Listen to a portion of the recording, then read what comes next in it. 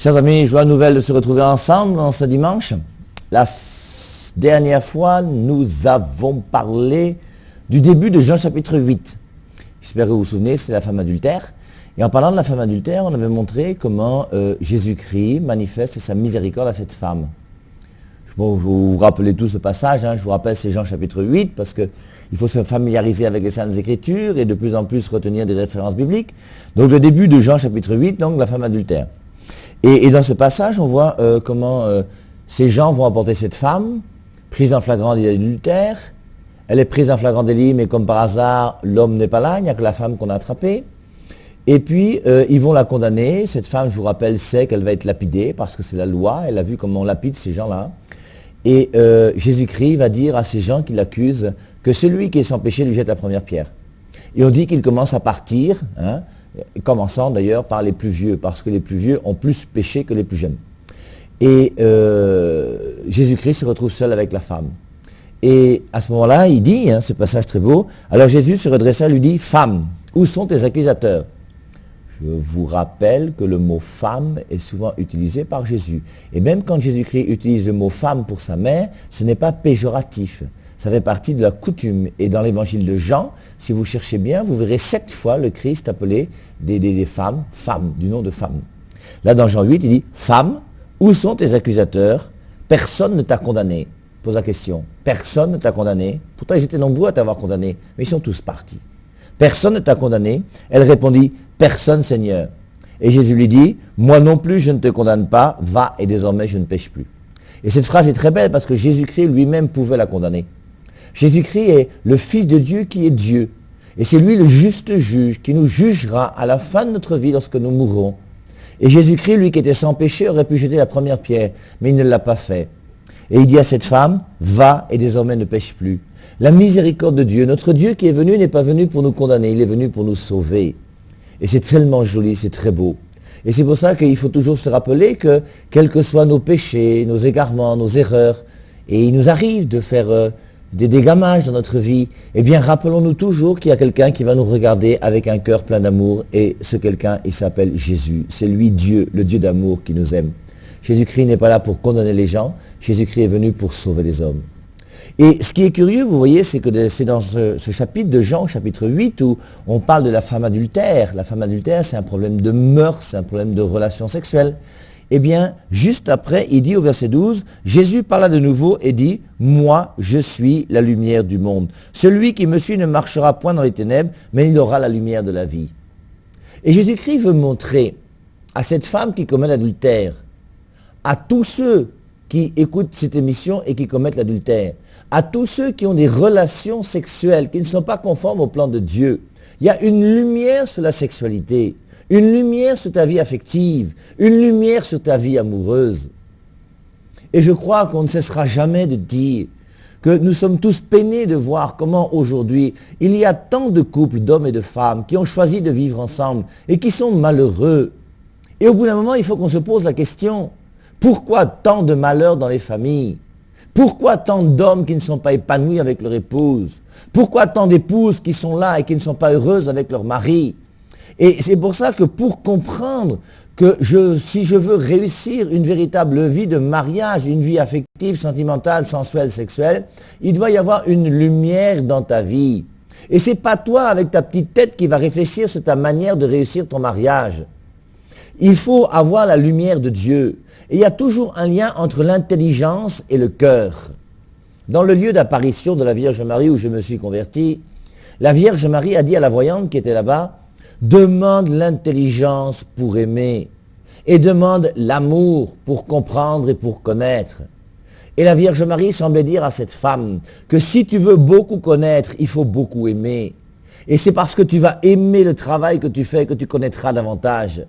Et c'est parce que tu comprends que tu pourras aimer davantage. Et l'intelligence est nécessaire pour aimer. Et c'est pour ça que Jésus-Christ, dans ce passage, après avoir repris cette femme adultère qui vivait mal, dit « Je suis la lumière du monde ». Si un jour on a le temps, on essaiera de voir le lien qui existe entre les 7 dons du Saint-Esprit et en voyant les 7 dons du Saint-Esprit, voir le lien avec les 7 béatitudes. Et si on peut, on fera le lien aussi avec les 7 églises de l'Apocalypse. Bon, ce sera un travail dans le temps. Si on ne meurt pas trop vite, on pourra continuer à travailler un peu, non? Et dans le lien qu'il y a entre les 7 dons du Saint-Esprit et les 7 béatitudes, alors je vous rappelle, les béatitudes, c'est le début de Matthieu chapitre 5. Je vous rappelle que Matthieu chapitre 1 et 2, c'est la naissance de Jésus. Matthieu chapitre 3, c'est le baptême de Jean-Baptiste. Matthieu chapitre 4, c'est la tentation du Christ au désert. Et ensuite, le chapitre 5, 6 et 7, c'est le grand discours du Christ sur la montagne. Et ce discours du Christ sur la montagne, Matthieu 5, 6 et 7, commence par les béatitudes, du verset 1 au verset 11, si mes souvenirs sont bons. J'en profite pour vous rappeler le début de l'évangile de Luc. Luc chapitre 1 et 2, c'est aussi la naissance de Jésus. C'est dans Luc 1 et 2 qu'on voit tous les passages qui parlent de l'enfance de Jésus. L'annonciation, la visitation, la présentation au temple.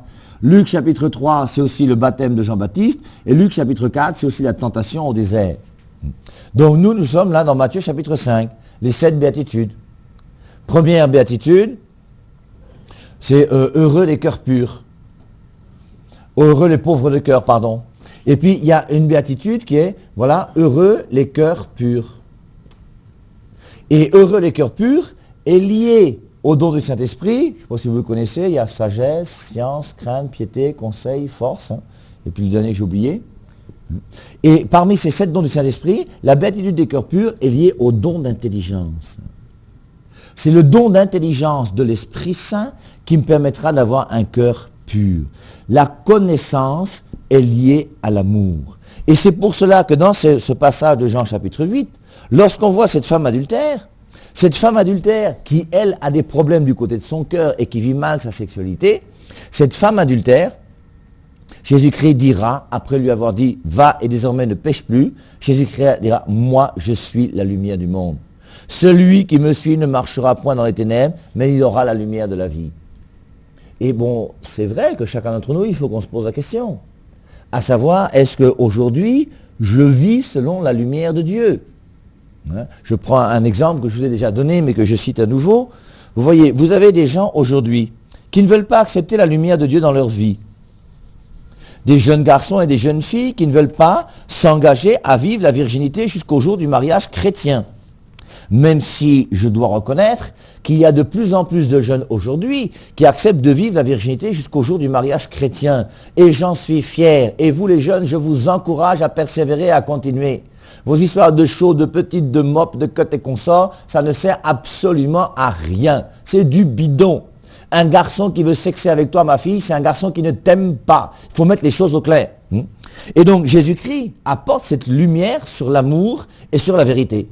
Et quand il m'arrive dans mes semaines d'évangélisation, de dire dans ces assemblées, comme vous voyez, le Christ a dit, Genèse chapitre 2, verset 24, c'est son Père, Yahvé, qui dit, l'homme quittera son Père. C'est un singulier, hein? Tu n'as qu'un seul Père. L'homme quittera son Père et sa mère. Tu as un père, tu as une mère, pour vivre avec sa femme. C'est toujours un singulier. Tu as combien de femmes? Une seule. Et c'est pour ça que l'homme quittera son père et sa mère pour vivre avec sa femme et les deux ne feront plus qu'un. Et le Christ a voulu l'homme et la femme, il a voulu le mariage, c'est dans le plan de la création de Dieu. Et tout ce qui a été voulu par Dieu est bon. Et voici la lumière qui doit éclairer notre vie.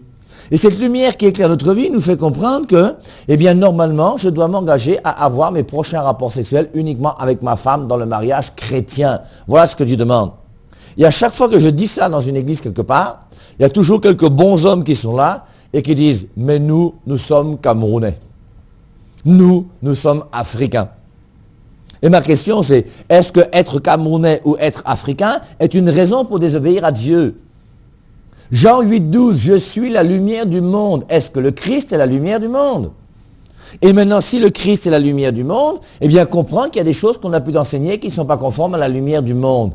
Et tu as le droit de ne pas suivre la lumière du monde. Mais si tu dis que tu es chrétien, tu n'as pas le choix. Et il faut accepter de se convertir. Et se convertir, ça veut dire que j'accepte la lumière de Dieu dans ma vie. Et donc, le Christ, quand il nous dit dans Jean 8, 12, « Je suis la lumière du monde », nous fait comprendre qu'on ne peut pas vivre n'importe comment. Et ces gens qui vous disent, mon père, moi je suis camerounais, en général ils disent même pas mon père, ils dialoguent entre eux dans un coin, et c'est des gens qui écoutent, qui me rapportent des choses pareilles, parce qu'ils vont pas venir me voir moi pour me dire. Ils disent, mon père, nous sommes camerounais, dont la tradition nous dit que la polygamie est une chose bonne. En plus, si on trompe sa femme, est-ce que c'est mauvais pour un bon camerounais? On a même des camerounaises aujourd'hui, de nos sœurs qui sont là dans les quartiers, qui cherchent le mariage et qui savent que leur mari va les tromper. J'ai rencontré je ne sais combien de filles dans ma vie qui m'a dit, mon père, je sais que le jour où je vais me marier avec un homme qui sera infidèle. Et il faut enlever ces idées-là de vos têtes, mesdames et mesdemoiselles.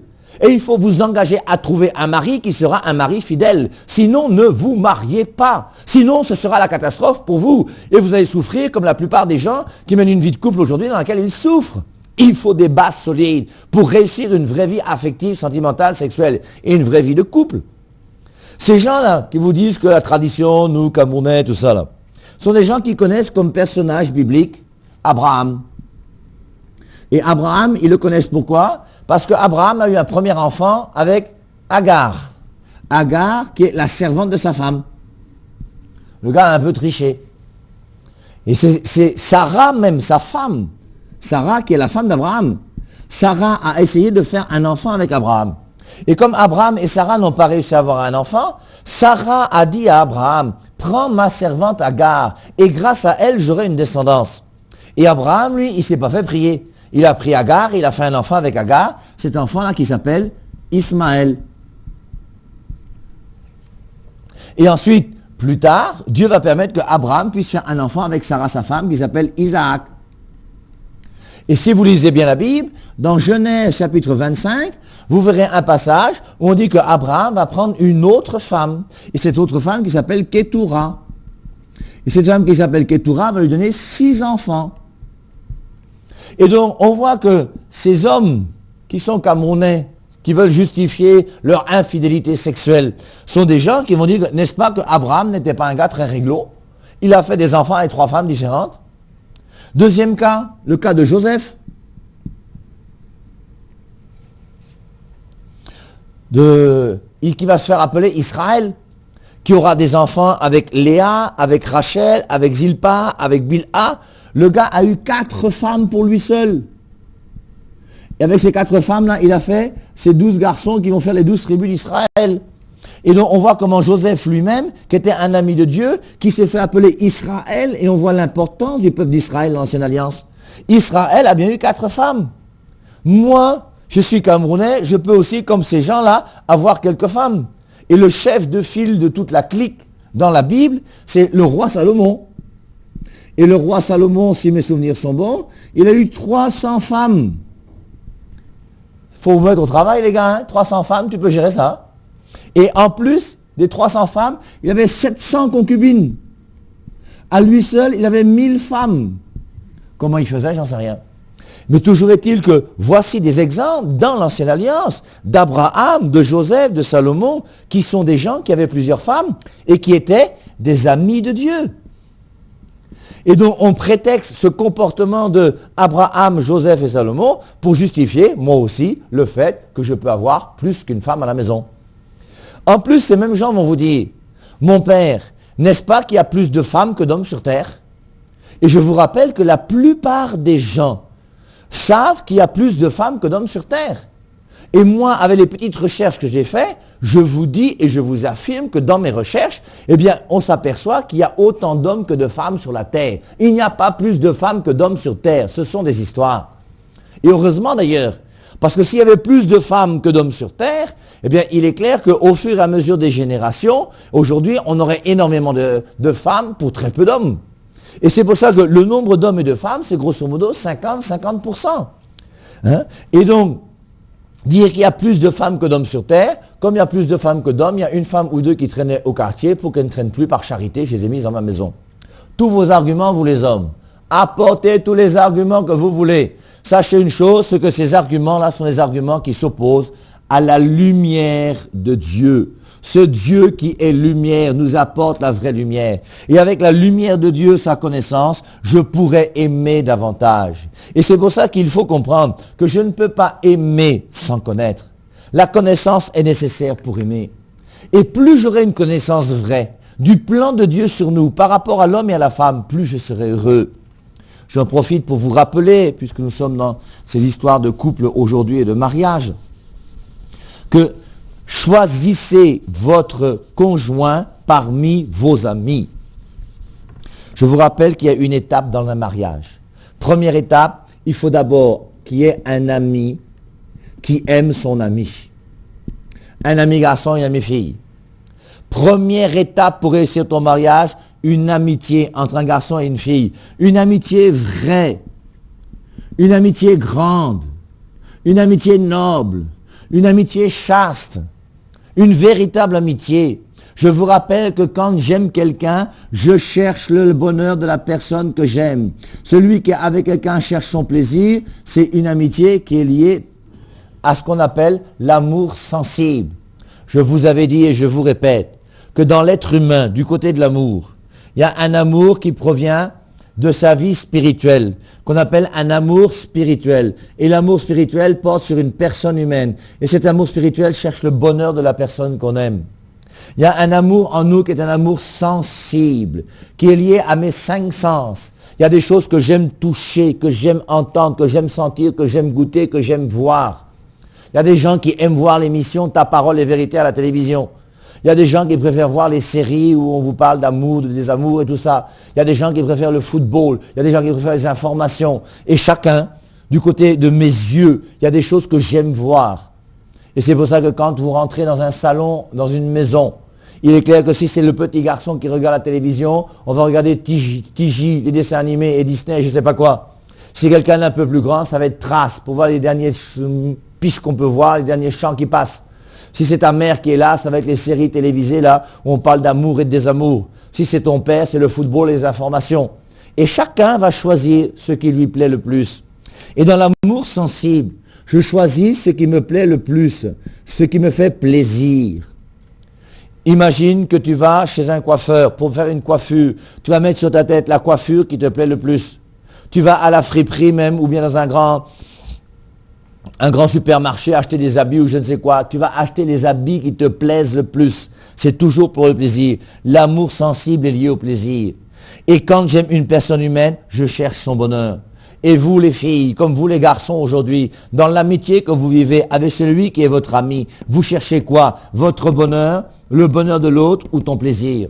Et un garçon qui vit une amitié avec toi et qui cherche son plaisir, c'est un garçon qui ne t'aime pas. Et un garçon qui ne t'aime pas, il faut le barrer, que les choses soient claires. Et c'est pour ça que la première lumière qui va nous être donnée pour réussir un mariage, c'est accepter de vivre une amitié vraie. Il faut qu'il y ait une complicité amoureuse entre les deux personnes qui s'aiment. Et c'est pour ça que cette complicité amoureuse va impliquer une amitié vraie. Et c'est parmi les amis que j'ai. Et un ami, c'est quelqu'un que je connais.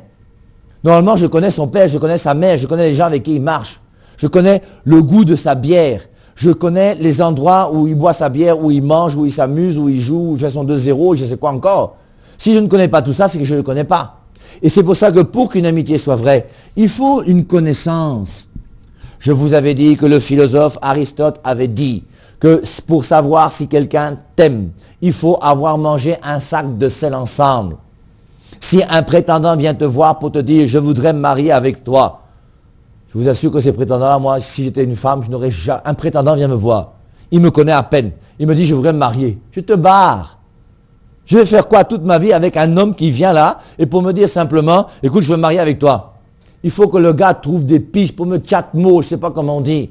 Il faut que le gars soit là, qu'il soit capable de s'intéresser à moi, de m'envoyer un jour au cinéma, qu'on aille ensemble à Limbé. Je ne sais pas, qu'il se batte, qu'il fasse quelque chose pour montrer qu'il m'aime. Il vient, je voudrais me marier avec toi. C'est un contrat, on signe, on fait combien? Combien d'enfants, combien de jours, combien de mois? Mais ça n'a pas de sens. C'est une amitié. Et pour savoir si j'aime quelqu'un, il faut avoir mangé un sac de sel avec lui, dit Aristote. Et ça veut dire qu'il faut avoir passé beaucoup de temps. Il faut qu'on ait beaucoup dialogué, beaucoup discuté. Il fallait qu'on soit ensemble et qu'on puisse se connaître parce qu'on a dialogué sur des problèmes et d'autres et on se connaît et je connais tes goûts et tu connais mes goûts et on a discuté de tout et de rien. Un sac de sel ensemble. La connaissance est nécessaire pour qu'il y ait une amitié vraie. On n'aime pas quelqu'un sur le net, mesdames. Vous qui cherchez les blancs là sur le net, vous perdez votre temps. Ce n'est pas le plan de Dieu pour vous. Moi, je regrette. Et on ne pourra jamais être ami de quelqu'un uniquement par le net. C'est pas en voyant la photo de quelqu'un qu'on devient son ami. L'autre jour, même, il y a même une fille qui m'a dit qu'elle a pris les photos de ses sœurs pour amener là-bas aux États-Unis ou en Allemagne ou je ne sais pas où, pour essayer de trouver un... Mais on ne trouve pas un mari avec une photo. Vous avez vu ça où, vous? Ça n'a pas de sens, c'est tellement bête et idiot. Je ne sais pas comment il faut qualifier ça. L'amour, le mariage ne peut se trouver qu'à partir du moment où il y a une amitié vraie. Et je vous rappelle que normalement, tu devrais voir l'ami, ton ami avec qui tu marches, qui commence à marcher de plus en plus avec une jeune femme. Et en marchant de plus en plus avec une jeune femme, tu vois comment son cœur est pris par cette femme. Il vit une amitié avec cette jeune fille qui est belle, qui est grande. De plus en plus, même, il vous abandonne un peu pour être avec elle. Et au bout d'un moment, toi-même, tu t'aperçois que cette fille-là commence à prendre de la place dans le cœur de ce garçon. Et le jour où ton ami là, va te dire que cette fille-là, gars, c'est sérieux, moi je pense même que je vais me marier avec elle. Toi-même, tu vas te dire que oui, moi aussi, j'ai déjà vu. Parce qu'en vous voyant vivre, on suggère déjà, on voit cette profondeur d'amitié qui existe entre vous. Tant qu'il n'y a pas une amitié vraie entre deux personnes, il ne doit jamais y avoir de mariage. Une amitié vécue dans la chasteté, une amitié vécue dans une complicité amoureuse vraie, dans un cœur à cœur profond. Ensuite, une fois que j'ai mes amis, parmi mes amis, il y en a un qui va devenir un ami avec qui je peux envisager des fiançailles. Fiançailles. Le français est compliqué, hein? Voilà. Donc un fiancé et une fiancée. Et je vais commencer donc, le fiancé, la fiancée, on va commencer à marcher ensemble et notre modalité d'amitié va changer. L'amitié que je vis avec un ami qui est là et normalement on a même plusieurs amis. Parmi ces amis, il y en a un qui va devenir un fiancé. Le jour où il devient un fiancé, ma modalité d'amitié va changer. Et à partir du moment où il devient mon fiancé, je commence à lui demander, quel est ton salaire? Combien tu gagnes chaque mois? Parce que je dois savoir le salaire de mon fiancé. Parce que toi, maintenant, mon ami qui est devenu un fiancé, on a l'intention de vivre ensemble. Et pour vivre ensemble, il faudra qu'on mette notre argent en commun. La connaissance. Il faut savoir ce que c'est que l'amitié, ce que c'est que les fiançailles, ce que c'est que le mariage. Je suis la lumière du monde. Et dans ces fiançailles, Jésus-Christ va nous faire comprendre que le fiancé et la fiancée doivent aller se présenter aux parents et aux beaux-parents. En général, quand tu as un ami, tu ne vas pas le présenter à ton père et à ta mère. Mais si c'est un grand ami, forcément, il viendra manger à la maison de temps en temps avec toi. Mais tous les amis qu'on a, on ne les présente pas à nos parents. Mais le fiancé ou la fiancée, nous devons les présenter aux parents. Et c'est pour ça qu'il y a la dot. Et que la dot n'est pas forcément quelque chose de mauvais. Sauf quand ça devient un problème d'argent et non plus des familles qui veulent se réunir pour aider leurs enfants à pouvoir grandir ensemble. Et ensuite, troisièmement, il va y avoir ici le mariage. Et c'est une fois que les fiançailles, on s'est mis d'accord sur le nombre d'enfants, on s'est mis d'accord sur notre manière de gérer notre argent. On s'est mis d'accord sur les problèmes de la foi. Et on s'est mis d'accord sur savoir comment est-ce qu'on fera notre mariage. C'est ensuite, une fois qu'on est marié, qu'on peut commencer à entreprendre des relations sexuelles. Pas de relations sexuelles tant qu'on n'est pas marié à l'église. La lumière de Dieu sur notre vie de couple. Et il est clair qu'à partir du moment où je fais un mariage dans lequel celui qui est mon mari est mon ami, celui qui est ma femme est mon ami, eh bien il est clair que c'est un mariage qui est sur de bonnes voies et qui risque d'être un mariage solide et qui va durer. Quand il n'y a pas une amitié dans cette vie de couple, c'est que votre vie de couple est une vie qui est dangereusement inquiétante. Et c'est pour ça que vous les hommes et vous les femmes, dans votre vie de couple, la première chose à faire, c'est essayer de fortifier votre relation amoureuse tous les deux ensemble. Vous les hommes, prenez du temps pour votre femme. Comme je vous ai déjà dit, n'ayez pas peur de marcher avec votre femme, n'ayez pas peur de prendre votre femme par la main, n'ayez pas peur un jour de lui faire un petit bisou, j'en sais rien moi, mais soyez des gens tendres. Les mots d'amour, mes amis, ne sont pas réservés uniquement aux filles quand on va faire des missions à Douala ou à Kousséri. Et il faut de temps en temps, si tu aimes ta femme, le lui montrer et le lui manifester. Et c'est important que l'homme et la femme, dans une vie de couple, puissent se retrouver ensemble. Dans la vérité, toujours la lumière, la connaissance, la vérité. Et s'il n'y a pas une vérité dans cet amour, il est clair qu'à ce moment-là, vérité et amour vont ensemble. Et s'il n'y a pas de vérité dans votre vie amoureuse, je doute que votre vie amoureuse puisse grandir. Si parmi les gens qui m'écoutent ce matin, il y a des couples qui sont en difficulté, n'hésitez pas, si vous cherchez une solution, allez rencontrer un prêtre. Dites-lui vos difficultés et il vous donnera des conseils pour vous aider à pouvoir surmonter les difficultés, à pouvoir vous pardonner, à pouvoir partir sur des bases nouvelles, afin que la lumière de Dieu habite notre vie de couple. Loué soit Jésus-Christ.